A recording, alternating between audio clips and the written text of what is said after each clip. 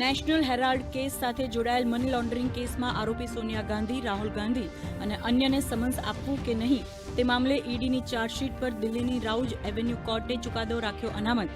જુલાઈ અંત સુધી આ મામલે આદેશ થઈ શકે છે જાહેર.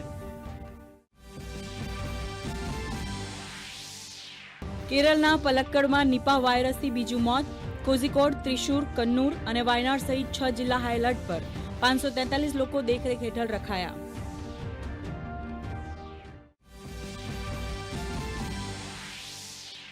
ભારત અને સાઉદી અરબ વચ્ચે ડીએપી ખાતરના દીર્ઘકાલીનની સપ્લાય પર થયો કરાર.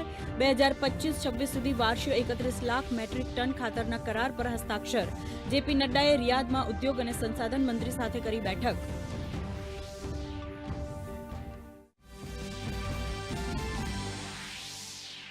ચીનના બીજિંગમાં વિદેશ મંત્રી ડોક્ટર એસ જયશંકરે એસસીઓના મહાસચિવ સાથે કરી મુલાકાત. એસસીઓના યોગદાન અને કામકાજને આધુનિક બનાવવાના પ્રયાસો પર થઈ ચર્ચા. ચીનના ઉપરાષ્ટ્રપતિ સાથે પણ બંને દેશના સંબંધો પર થઈ વાતચીત.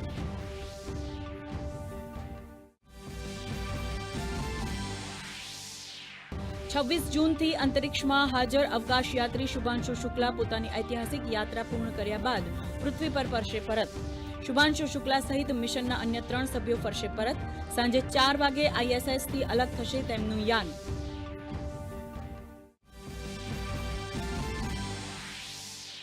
ઉત્તર ભારતમાં શ્રાવણ માસના પ્રથમ સોમવારે હર હર મહાદેવના જયકારા સાથે ભોળેનાથને કરાયો જળાભિષેક. શિવાલયોમાં ઉમટી ભક્તોની ભીડ. યુપી ઉત્તરાખંડથી લઈને દિલ્હી સુધી કાવડ યાત્રીઓ માટે ગોઠવાઈ સઘન સુરક્ષા વ્યવસ્થા.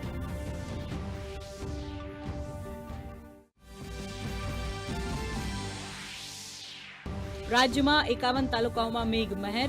સાબરકાંઠાના ખેડબ્રહ્મામાં 2.2 ઇંચ તો નવસારીમાં 1.2 ઇંચ વરસાદ.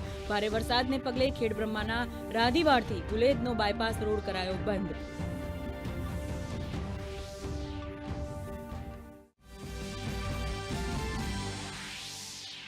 બોટાદના રાણપુર તાલુકામાં કોઝવેમાં કાર તણાઈ. કારમાં સવાર 7 લોકો પૈકી 4 લોકોનો આબાદ બચાવ, જ્યારે એક બાળક સહિત 2 લોકોના મોત.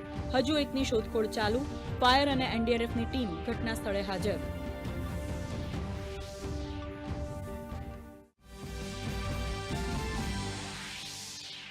લોર્ડ્સ ટેસ્ટ મેચ રોમાંચક મોડ પર પહોંચી. ઇંગ્લેન્ડની પારી 192 રને સમેટાઈ. ટીમ ઇન્ડિયાને જીત માટે 135 રનની જરૂર.